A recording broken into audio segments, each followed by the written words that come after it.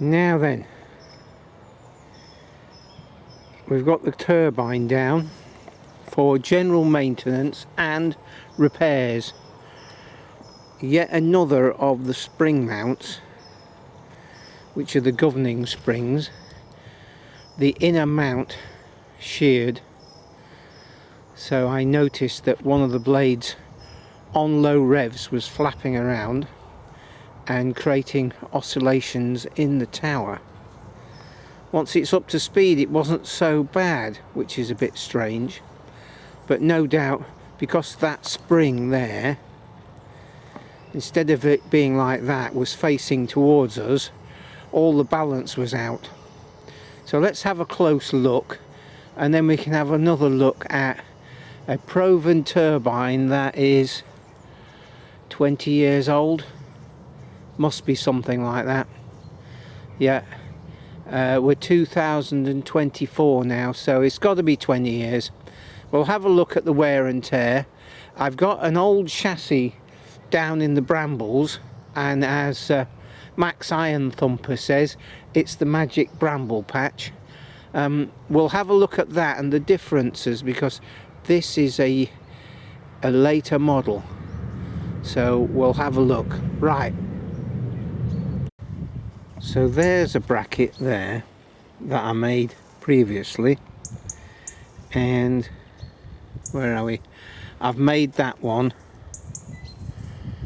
this morning, and the original bolt with a piece of the original bracket is in there, and the original bracket stops the bolt spinning in there when you're trying to tighten it up.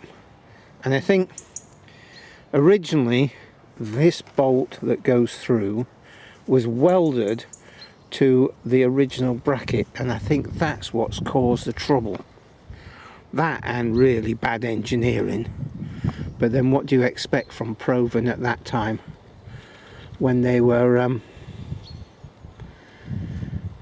under different management? So if you could see here, there's a bright bit there and it's dark all the way and it's bright on the end. Well, that's about where the weld was.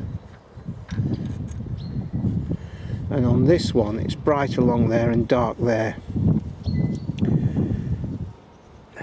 Really tedious having to wind this down. Really quite a big job, yeah, to turn to tip the tower over, because this whole turbine head weighs 200 kilos, and on the end of a 15-metre pole, that's a lot of leverage. So notice the bearings, quite big bearings. That is, I'm not quite sure, 1 3/4 shaft with greasable bearings, and they are nearly but not quite a metre apart. Yeah, maybe 3 foot apart. So I'm going to re-grease those, because I haven't greased them for ages, and we've got an aeroplane roaring in the background, which is about par for the course. Yeah, and I'll just notice down here that this whole plate here has gotten to go rusty. Let's have a look at the earlier model chassis that has had quite a lot of damage, and I rescued it quite a long time ago, and there's a video about that rescue, so I'll put a link to that now, because you might find that quite interesting. So as I said, I rescued this turbine. Apparently it was on a short pole, 10-metre pole, and the property had been sold, and the new owner said to me, because I asked, why is it on the floor? This was after a while, like, and it's probably 15 miles away from here. He said, oh, it was making a bit of a noise, and then the next day we felt it was on the floor.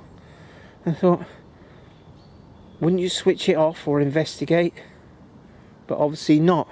Yeah, it's like anyway, that mounting plate for the blades, although it's bent and, you know, unusable, A bit of clever engineering may straighten it out enough, but you've got to get the blades running absolutely in sync, in line. That's galvanized, whereas the one that we've just looked at is powder coated or something. Yeah, still got the big wind shaft, but I do know the front bearing there is smashed. Yeah, and various bits of this space frame are rather bent, but it'll sit here, you never know, just a bolt or something like that. Yeah, we can just about see there the brake, so we're zoomed in quite a lot here. There's the brake, well there's the disc, and there's the brake, and it's two car brake pads bolted onto a plate, and you can see those springs, and it's just operated by a simple cam, and you would have a piece of rope going down the middle of the tower. Yeah, even with a pulley system on the bottom to double up the power, it was still pretty rubbish. It wouldn't hold the turbine against the strong wind, so I just created an electric brake instead. Because it's three-phase, you go down to a three-phase rectifier, you can short the windings out, and as long as you do it when there's a lull in the wind, it's not a problem. It just stops the turbine. So there we go. Where else have we got? Somewhere there we've got the slip rings, and those slip rings look mighty mucky, so they're going to have a good clean. I wonder if I can get the camera closer so you can have a closer look. Give us a moment. There we go. So there are carbon brushes both sides, and they're sprung loaded, so the brushes have survived quite well, but I think those slip rings want a good clean. And there's the brake assembly behind the generator, which is at the top there.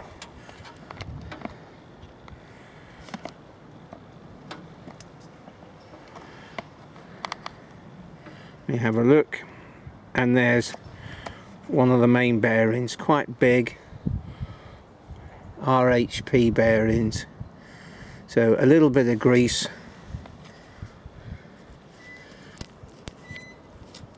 There's the grease nipple or the grease zerk, and we'll put the cover back on, and of course the cover is there, and it's just held on with heavy duty zip ties. I think we're nearly fixed, which is great. And then I've got the long and arduous process of winding this back up with a big turfer winch over that. Let me just sort the camera out. Over that gin pole. Yeah. I used to have it hydraulically lifting when I had a whirlwind turbine on this tower before, turn of the century, and this was an upgrade, but it really wasn't. It's probably more reliable, because the whirlwind, every year I was doing repairs on it, and it was a twin blader, but I'd reprofiled the blade totally, and it started quicker and it ran smoothly. But as you know, with a twin blader, there's always, as the wind changes, there's always some dynamic imbalance going on, whereas a three blader is a lot better. So it'll take me an hour and a half to winch that back up. I might even time it, but I've got a few bits to do here first, so I'll catch up with you later.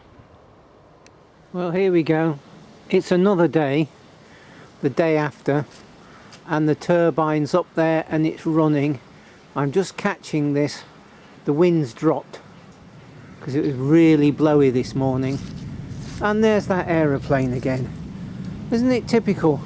I think they must have a camera sensor. Whenever I switch the camera on, they decide to roar away. But we're almost done. Everything's bolted up now. Yeah. And I think I'll have a bit of a tidy out around some more of these brambles and what have you. But job's a good one.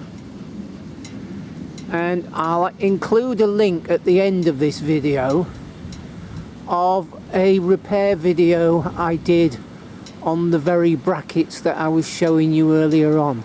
Then you can get the full idea of it. They're basically, they're made out of 2mm stainless steel, but they were too small, the bolt was the wrong size, they welded the bolt in, and they laser cut the shapes, but started the cut on the inside of the shape rather than the outside, which is really stupid. So there you go, we're up and running. When I next have to wind this down, it'll probably be the last time I ever do it. Yeah, because we're all knocking on a bit now.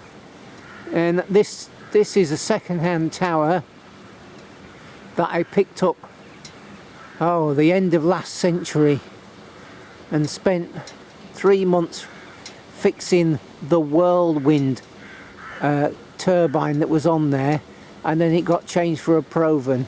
I probably said that already, but you know, this steel work has been here for quite a long time, so I don't actually know what the it was painted well. I don't actually know how well it's rotted out in the ground, but this was galvanized, which was good, and things have moved over time. But anyway, hopefully you find this interesting.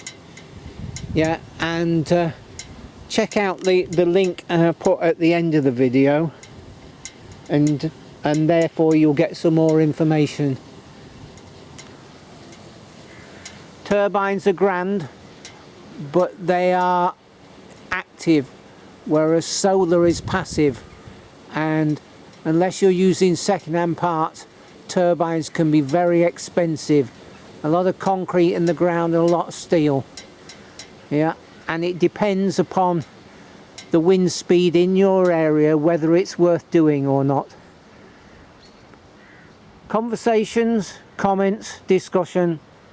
Cheers for now.